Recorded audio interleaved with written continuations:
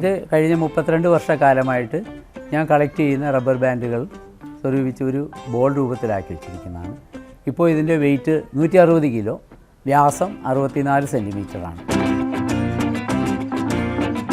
92 അപ്പോഴാണ് ഞാൻ അതിനെപ്പറ്റി ആലോചിച്ച് തുടങ്ങിയതും.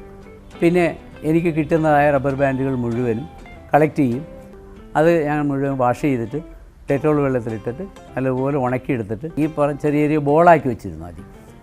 പിന്നെ ഒരു 10-20 കിലോ വെയിറ്റ് വന്നപ്പോഴേക്കും അപ്പോൾ ഒരു ചെയിൻ രൂപത്തിലാക്കിയെടുക്കാം എന്നൊരു കണക്കൂട്ടലിൽ ഞാൻ ആ 20 കിലോ വെയിറ്റുള്ള ബോൾ ഞാൻ തിരുവനന്തപുരത്ത് നിന്ന് മുപ്പത്തടത്തേക്ക് കൊണ്ടുവരികയാണ് ചെയ്തത്. ഏതായാലും 10 പൈസ മുടക്കില്ല.